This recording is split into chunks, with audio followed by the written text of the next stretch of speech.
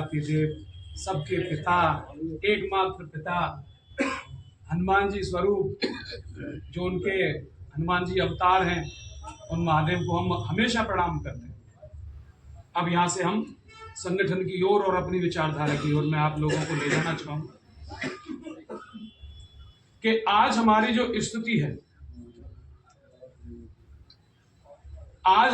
स्थिति है, हमें लड़ना क्यों पड़ रहा है। और मैंने इसमें शुरुआत 2016 में क्यों की, हम भी उस झंडे को, भाजपा के को उठा के पसीना बहाते थे और लोगों से कहते थे कि ये देश को आपकी जरूरत है और एक बार भाजपा सरकार। ये हम सबकी आग थी। हम जब आंख खोलते थे सुबह तो हमारा केवल एक ही विचार रहता था, कैसे भी भैया बीजेपी आ जाए। शायद यही सब लोगों के विचार रहेगा, यही हमारी आत्मा होती थी। हम रात को सोते थे तब कहते थे कैसे भी भाजपा आ जाए, गौ माता राष्ट्रमाता बन जाएगी, लोगों का जो विकार है वो दूर हो जाएगा, हमारे मंदिरों पर जो संकट है वो दूर हो जाएगा, हमारा देश जो टूट रहा है वो एक सूत्र में पिरो जाएगा, जो पाकिस्तान और चाइना है और जो बांग्लादेश जो आंख दिखा रहे हैं, जो हमारे देश को तोड़ा जा रहा है, वो टूटना बंद हो जाएगा। बहुत सारी अभिलाषाओं के साथ हमने भाजपा को लाने का प्रयास किया। हमने भाजपा के लिए पूरी अपनी जीवन शक्ति लगा दी। कम आयु में मैंने पीसीएस का एग्जाम दिया तो मैं इंटरव्यू में फेल हो गया। अब आप समझ सकते हैं इंटरव्यू में क्यों फेल हो गया। 1 साल बाद मेरे भाई ने एग्जाम दिया, उसने फांसी लगा ली। क्यों लगा ली? क्योंकि उसका नीट में अच्छे प्राप्तांक हो गए, एम्स नहीं मिल पाया जो उसका हकदार था। वो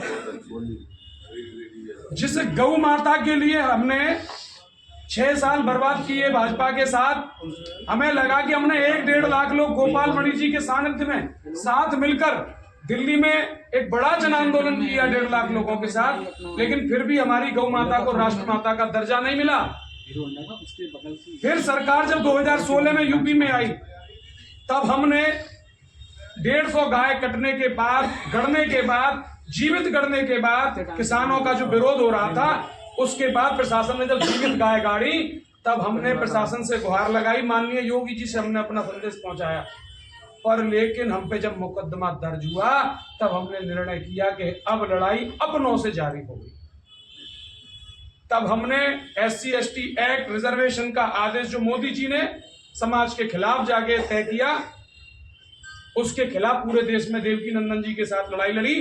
देवकी नंदन जी डर गए, सरकार से भय व्याप्त कर दिया देवकी नंदन ठाकुर जी के मस्तिष्क में कि हम तुम्हें बर्बाद कर देंगे, आसाराम बना देंगे। तो उन्होंने अपने कदम पीछे हटा लिए, क्योंकि एक राजनीतिक पावर से लड़ने के लिए मन और हृदय दोनों मजबूत होने चाहिए। इन 5 सालों में दोबारा सरकार में मुझ पर 46 मुकदमे लगाए गए। क्यों लगाए गए?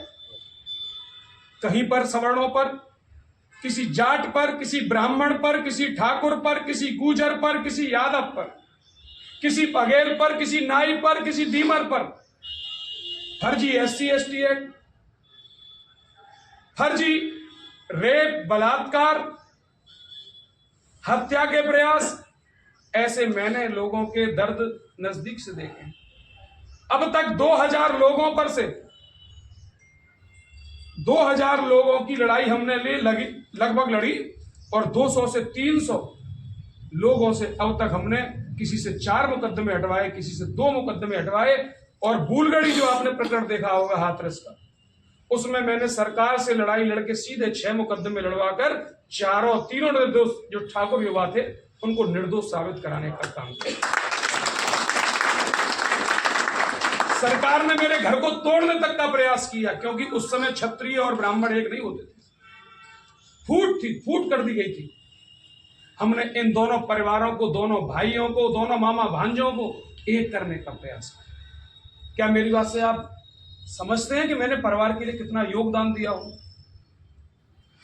लोग हमसे दूर हटते थे, लोग ये कहते थे कि पंकज जी आप क्या बात कर रहे हैं, सवर्ण मत करिए, हिंदू बट रहा है, हिंदू बट रहा है।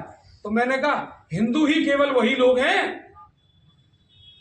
जिन पर आरोप लगाया जा रहा है कि जिन्होंने शोषण किया है, जिन्होंने अत्याचार किया है, क्या अगर मैं कल परसों पुरानी घटना पर आने वाले भविष्य की घटनाओं को अंजाम देकर उनसे कहूं कि आपने मेरा शोषण किया और मुझे इसका रिजल्ट चाहिए, उसका मुझे हक चाहिए, अधिकार चाहिए, क्योंकि आपके पूर्वजों ने जो कुछ किया है हमारे साथ गलत किया है, जिसका कोई भी इतिहास नहीं है, जिस झूठ का कहीं पर भी कोई उल्लेख नहीं है, तो क्या ये जायज था? हमारे बच्चों को मैंने आरटीआई डाली 2023-2024 में, पूरे उत्तर प्रदेश में 36,000 लोगों पे SC/ST एक्ट लिखा गया। देश की सेना के ऊपर जितना बजट का खर्चा होता है उससे दुगना बजट का खर्चा इन लोगों को मुआवजे में दिया गया। तो आप बताइए क्यों नहीं ये फर्जी मुकदमे लगाएंगे? बताइए, देश की जो सरकार है वो देश की सुरक्षा के लिए जो लड़ रहे हैं नौजवान हैं, सैनिक हैं, उन पर खर्चा नहीं कर रही, लेकिन इन्हें SC/ST एक्ट के प्रति मुआवजा देने के लिए इतना खर्च कर रही है। तो उनके लिए यह एक जरिया बन गया, यह कमाई का जरिया बन गया। तो इन्होंने ब्राह्मण बर्बाद किए, जाट बर्बाद किए, ठाकुर बर्बाद किए, बघेल बर्बाद किए, इन्होंने पूरे समाज को बर्बादी की ओर धकेल दिया। अब आप कहते हैं हमने हिंदू तोड़ दिया। हम तो हिंदू को अब जागरूक करने निकले हैं, हम तो सनातनियों को अब जागरूक करने निकले हैं। कब तक बलिदान, कब तक अपनों का बलिदान और कब तक समाज का तर्पण करते रहेंगे? बताइए। हिंदू न कभी खतरे में था, न है, न रहेगा, क्योंकि हमारे ऊपर बजरंगबली का हाथ है, उनका आशीर्वाद है। इसी की ओर मैं अब आपको परस्पर पीछे ले जाना चाहता हूं।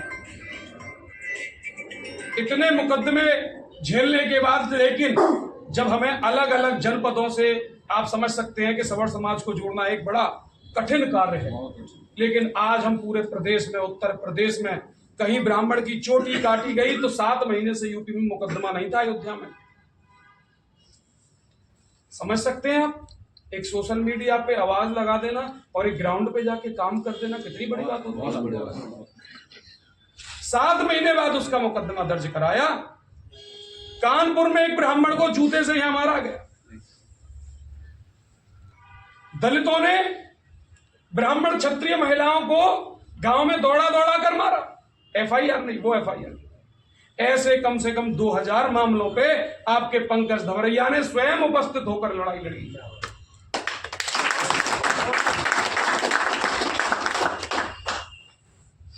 फिर कहीं ना कहीं जब आवाज उठने लगी तो लोग जागरूक होने लगे, तब हमें लगा कि अब हमारी तपस्या सफल होने जा रही है और अब लोग उठने लगे और बोलने लगे। क्योंकि हम तो बहुत छोटे से बच्चे हैं, हम क्या जानते थे? हमें तो ये तक नहीं पता था कि लड़ाई कैसे लड़नी है, कानून के बारे में कोई जानकारी नहीं थी।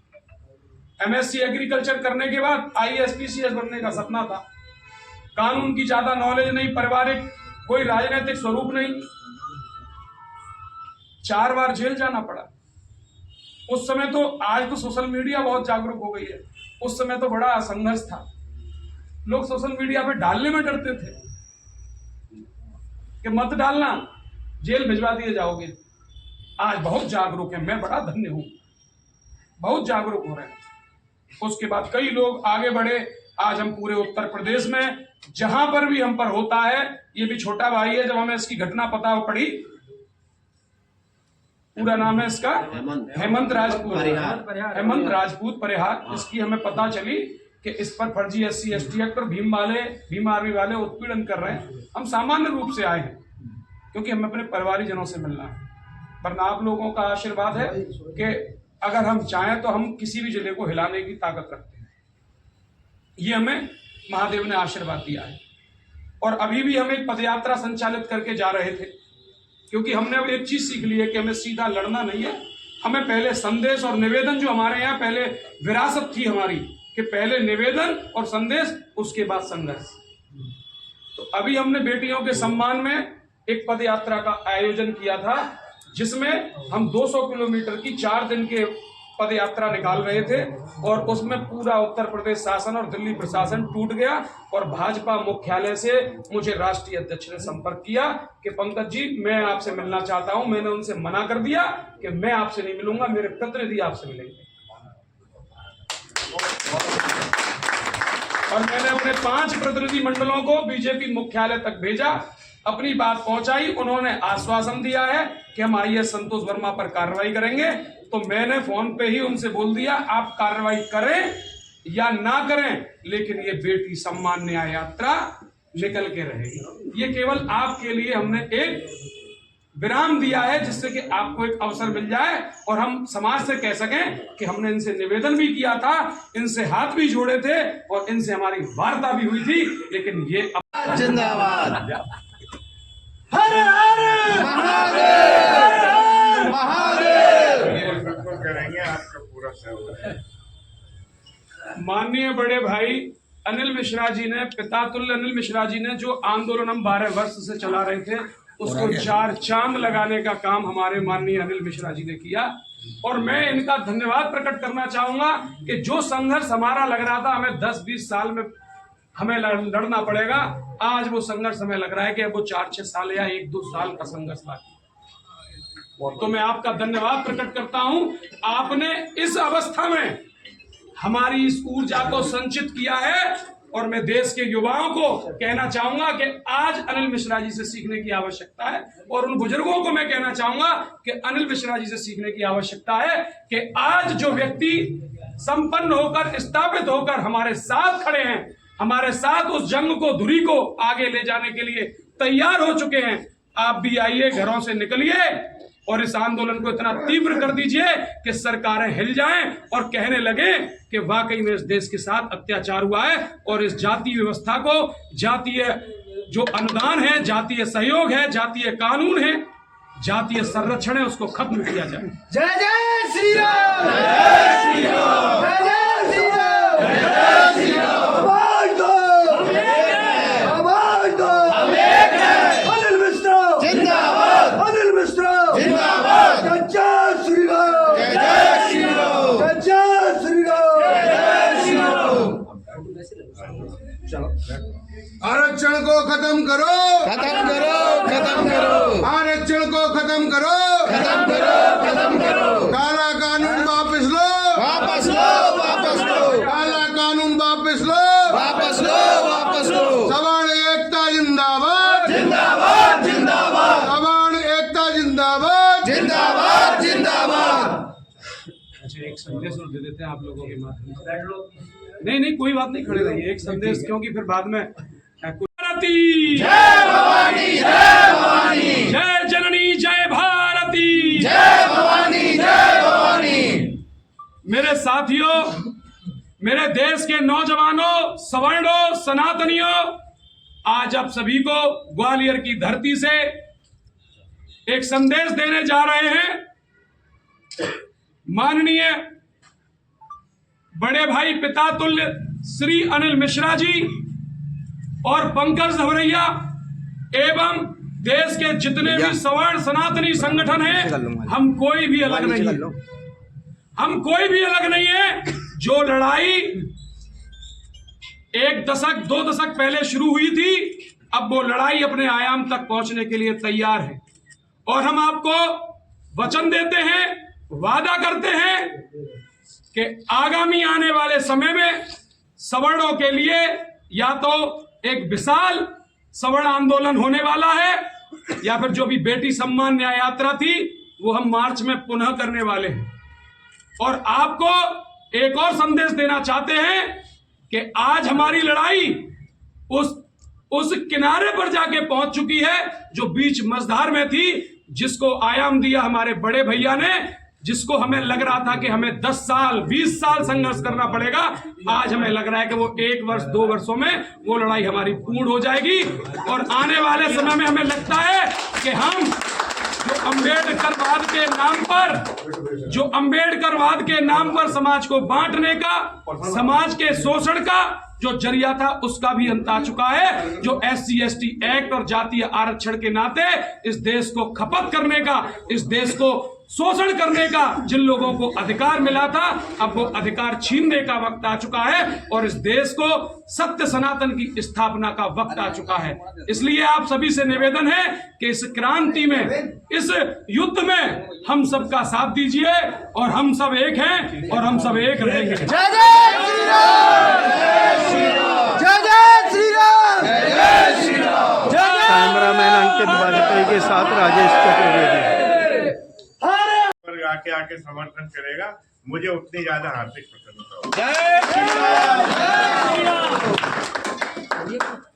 और अभी जो नाम देने में समस्या होगी, हमारे बीच पंकज राष्ट्रीय अध्यक्ष एवं ग्वालियर से एडवोकेट अनिल मिश्रा जी आए हुए हैं।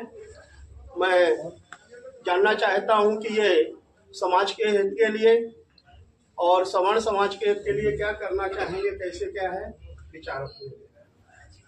प्रथम तो मैं पंकज नरवैया जी का यहाँ हृदय से ग्वालियर नगर में ग्वालियर की धरा पर स्वागत करता हूँ, हार्दिक अभिनंदन करता हूँ।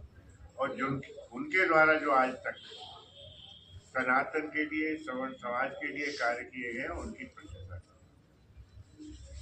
मैं पंकज नरवैया द्वारा जो एक यात्रा पैदल निकाली जा रही थी हाथरस से दिल्ली, उस यात्रा में हमारा मंतव्य स्वयं था कि हम उस यात्रा का अंग बनेंगे, उसमें शामिल और अपने युवाओं को एनकरेज करेंगे, उनका साहस बढ़ाएंगे और जो विषय हैं हमारे, उन विषयों पे हम उचित उत्तर लेकर ही सरकार से हटेंगे, अन्यथा नहीं। तो अब यात्रा स्थगित हुई, सर्दी का समय था, लोगों की व्यथा देखते हुए हमारे पंकज भाई ने उस यात्रा को स्थगित किया। वो यात्रा लेकिन निश्चित होगी, अब वो मार्च में। मार्च की तारीख जो है पंकज जी और हमारे सहयोग से निकाल के रखेंगे, वो सभी जगह सार्वजनिक रूप से सोशल मीडिया पर वो प्रसारित की जाएगी। जो यात्रा होगी लेकिन इस बार उसमें प्रारंभ जो होगा ग्वालियर से होगा और जो उसका प्रथम पड़ाव, मतलब जहाँ पे हम अच्छे ढंग से उसको एक सेमिनार के रूप में आयोजन करके वो हाथरस में रहेंगे और पड़ाव होगा दिल्ली। उस यात्रा के जो उद्देश्य हैं, वो उद्देश्य हमारे होंगे कि इस राष्ट्र को, क्योंकि हर राजनीतिक दल हमेशा ये कहता रहा है जब से भारत शुरू हुआ कि ये एक हिंदू राष्ट्र है, सनातनी राष्ट्र है, इसको इस राष्ट्र की संज्ञा दी जानी चाहिए, लेकिन वो आज तक नहीं दी गई। तो उस हमारे भारत को, इस हिंदुस्तान को हिंदू राष्ट्र की, सनातनी राष्ट्र की संज्ञा दिया जाना आवश्यक है। दूसरा विषय ये होगा कि जो एक कानून बनाया है, जाति विभेद फैलाता है, सवर्ण और ओबीसी जो है सनातनी है, उन लोगों के विरुद्ध उसका एक अस्त्र के रूप में उपयोग किया जाता है, उसकी समाप्ति, उसे बोलते हैं SC/ST एट्रोसिटीज एक्ट। तो उसकी समाप्ति होना आवश्यक है क्योंकि उसका दुरुपयोग।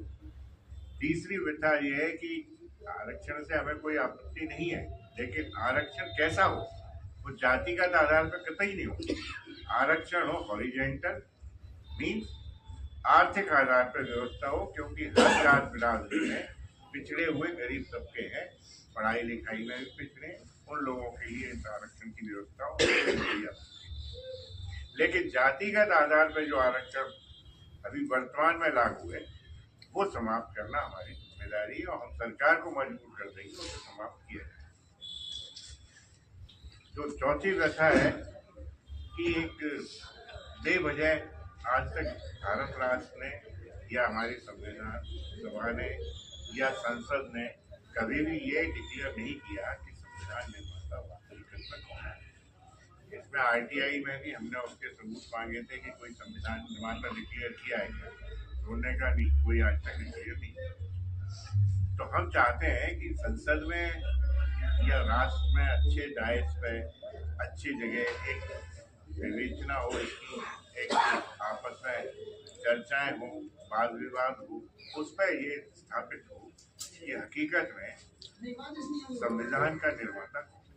तो संविधान के निर्माता जो हमने विवेचना की आज तक, उस आधार पे, दस्तावेजों के आधार पे सर BF राव बेंगलोर के पास एक गांव के रहने वाले थे, बहुत विद्वान व्यक्तित्व के धनी थे और उन्हें ही हम भारत रत्न की उपाधि से सरकार से आग्रह करके विभूषित कराए। तो ये हमारे चौथी बात है, ताकि बेवजह जो झूठा एक टैग लगा दिया गया है, झूठा नैरेटिव स्थापित कर दिया गया है, जो बच्चों से लेके बड़ों तक के मन में स्थापित कर दिया गया था, हालांकि वो काफी हद तक दूर हो चुका है, लेकिन उस भ्रम को हम मिटाना चाहते हैं और सत्य को स्थापित करना चाहते हैं। इसलिए सर BN राव की संविधान निर्माता के रूप में स्थापना की जाए, ये उद्देश्य लेके ये यात्रा प्रारंभ होगी और इस उद्देश्य को पूर्ण करने के साथ ही बहुत अच्छा। क्या आप इन उद्देश्य जो अनिल मिश्रा जी ने कहे हैं, आप इसके बारे में किस तरह से समर्थन करना चाहेंगे? अपने विचार ये समर्थन नहीं है, ये तो आगाज किया गया है और इसकी तैयारी तो लगभग बहुत वर्षों पहले हो चुकी थी। अब इसको एक शुरुआत हो रही है, अच्छी शुरुआत हो रही है, जिसको मार्च में अंत भी कर दिया जाएगा। और अब ये संदेश साफ साफ हम युवाओं को, बुजुर्गों को, जितने भी सनातनी हैं उनको देना चाह रहे हैं कि अब ये यात्रा जब ग्वालियर से शुरू होगी और बीजेपी मुख्यालय तक अंत होगी, तो इसके अलावा कोई दूसरी यात्रा की जरूरत नहीं पड़ेगी। इसमें आप हमारा सहयोग करिए, योगदान दीजिए, क्योंकि ये क्रांति की लड़ाई है। एक थी देश की आजादी की लड़ाई और आज यह है देश के सर्वस्व की लड़ाई, देश के इज्जत की लड़ाई, जिसकी शुरुआत ग्वालियर से हो रही है।